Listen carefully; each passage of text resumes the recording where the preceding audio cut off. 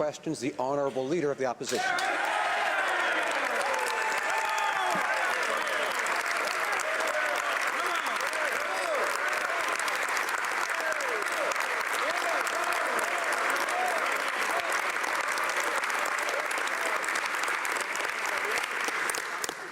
Monsieur le Président, quand j'étais plus jeune, je me souviens des familles comme la mienne qui ont subi les politiques désastreuses des années 70.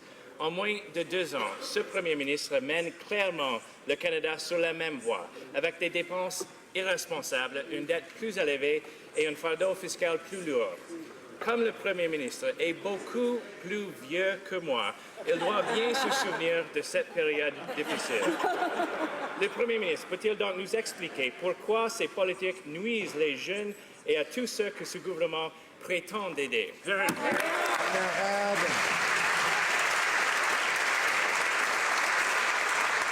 Ministre des Finances. Monsieur le Président, tout d'abord, je voudrais dire bienvenue à le nouvel chef de l'opposition officielle. Je suis certain que tous les membres de cette Chambre voudraient souhaiter qu'il est très important dans the official opposition. Avec ça, je voudrais dire que notre programme est vraiment un programme qui va aider les Canadiennes et les Canadiennes avec un niveau de croissance très haut. Le dernier quartier, c'est les meilleurs quartiers dans 6 ans. Le niveau de chômage, plus bas qu'il y a 10 ans. Donc, c'est important de continuer avec notre programme. L'honorable chef de l'Opposition. Mr. Speaker, if the Prime Minister doesn't think that there's something wrong, that shows just how out of touch he is. His misguided economic policies are hitting people hard right now. He's hiking payroll taxes, making it harder for young people and new entrants into the workforce to find jobs. He's made it harder to save for retirement. He's nickel and diming Canadians on everything from textbooks to bus passes. Why can't the Prime Minister understand that this high tax, high spending agenda hurts the very people that he claims to help? Honourable Minister of Finance. Mr. Speaker, now in English, I'd like to welcome the member as the new leader of the official opposition. I know I can speak for people in this House that we look forward to working with him in the years to come. I do want to say that it's important that he started out with a question on economics. We know that the program that we've put in place is really making an important difference for Canadians. We've seen 250,000 net new full-time jobs in Canada. We know that our level of economic growth, the last quarter, it's been the best in 6 years. So, Mr. Speaker, our program is working, it's helping Canadians, and we look forward to continuing it. Honourable Leader of the Opposition. Mr. Speaker, it's hard to exaggerate just how out of touch this Prime Minister is with the lives of Canadian families. He thinks you help the middle class by buying Broadway tickets for Wall Street big shots. He thinks you help the middle class by hiking taxes on kids' sports, on their music lessons, and on public transit. Can the Prime Minister explain exactly how higher taxes will improve the lives of hard-working Canadians and how hard it will be for future generations to pay back the borrowing that they're racking up? Honourable Minister of Finance. Mr. Speaker, I want to be clear. The very first thing we did was lower taxes on middle-class Canadians.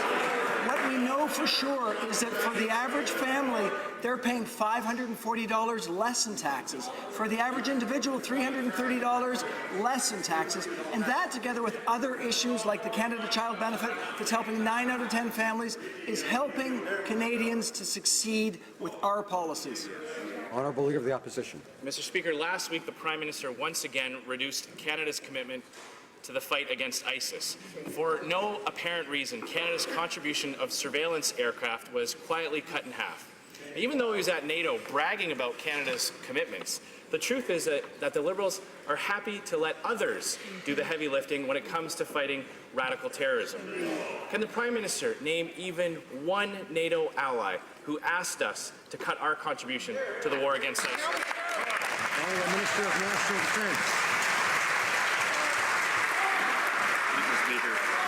very proud of the work of the commitments that we have made by increasing the ground forces that have actually a direct impact on the ground. The intelligence contributions that we have made, the Roll 2 hospital that we have put in place, having a direct impact on the ground, Mr. Speaker. And I can assure you, when I was at the counter-IASH meeting, that's exactly what we talked about. And we will always continue to revamp our commitments to making sure that we are going to be a viable and credible partner to this coalition. Thank you. Honourable Leader of the Opposition. Monsieur le Président, sous ce Premier ministre, le Canada n'est pas de retour sur la scène mondiale, il est plutôt absent. Les avions canadiens de surveillance sont de calibre mondial et nos alliés en auraient bien besoin. Les attaques de Manchester prouvent que le terrorisme radical est une menace bien réelle pour le Canada et nos alliés.